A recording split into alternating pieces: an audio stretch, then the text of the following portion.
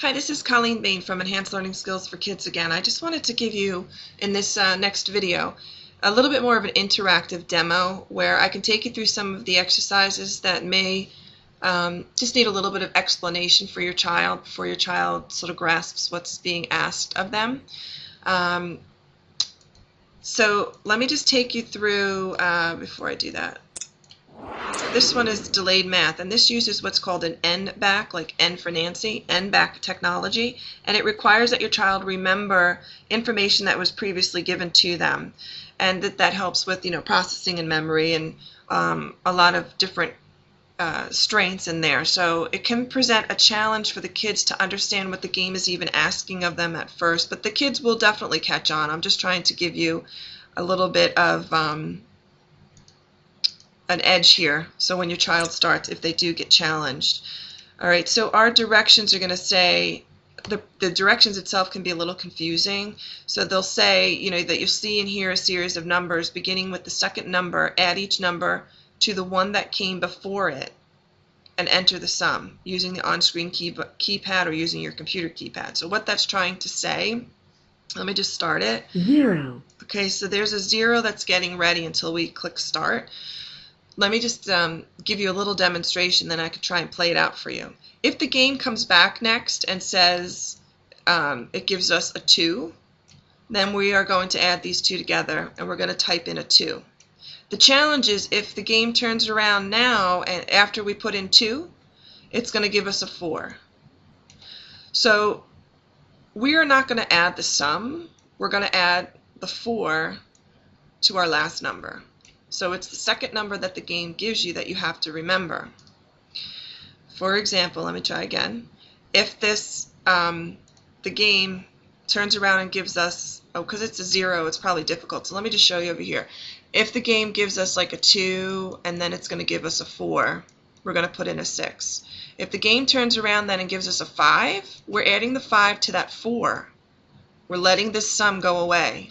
We're forgetting it. We're putting it in, we're forgetting it. We get our new number, we have to remember one step back to the last number that was given to us, and we're going to add to that.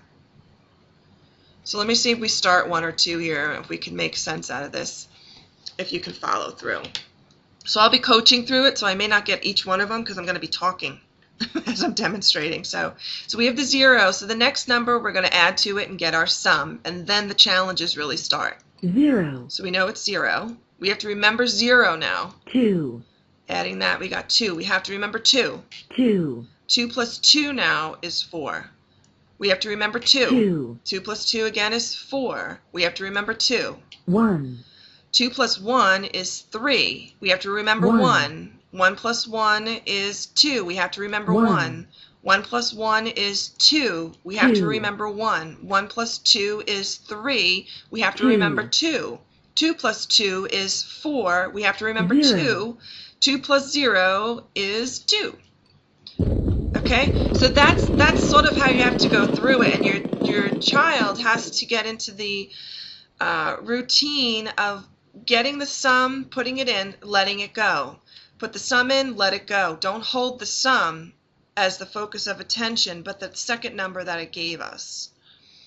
Okay, so that was one that was a little challenging. The other ones that I want to point out is tap beat. So for tap beat, the kids usually don't understand necessarily what is required of them, and they can't necessarily understand the difference between a pitch and the volume. So there's another file link that you'll get access to that will give you a sampling of all the tones that are used in this game. So once they understand what's being asked of them, they're able to hear the difference of the tones so they can discern, and they can start using those tones effectively in the game. But in your basic example here, you're told that you're pressing the down arrow on the keyboard in beat to the red now, to the red drumstick. Okay, to the red drumstick is what your child needs to begin to focus on. So in the very beginning level, it's telling us we have to worry about the red drumstick, and we're going to hit that arrow for every other beat. So for kids to understand what every other beat means, it's very similar to like when they're in music class and they clap their hands together, and then when they open their hands out, it's like a rest. So it's like clap, rest, but we're doing this now just to the red drumstick. So the kids get confused and they look at both things. So on here you have that red, right? So do every other beat on the red, which means you're allowing the white to go. So it's not every time a drumstick hits, you do not click. So if we were going to do every other beat, we'd hit it. See how I'm letting the white go and only hitting on the red. Red, white, red. So I'm hitting my arrow to say, that I'm putting an input to the computer every time that red stick hits the drum. Okay? And it told us we only had 50% right because we jumped in a little bit late. But I wanted to give you that too so they get an idea. But the pitch and the volume and stuff come into play in the upper levels. And you'll have access to what you need for tips and strategies once you purchase, to get that information and figure that out. The other thing I wanted you to see is visual golf.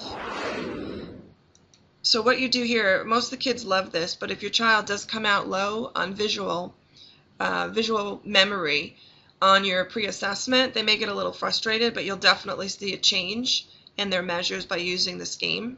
So we're basically going to take a picture in our mind's eye of what our golf course looks like, and then we're going to, with our eyes closed in a sense, the way the game makes us do it, is blindly direct our golf ball into our hole, and we're going to see if we're able to do that without any hitting any kind of distractions along the way on the course.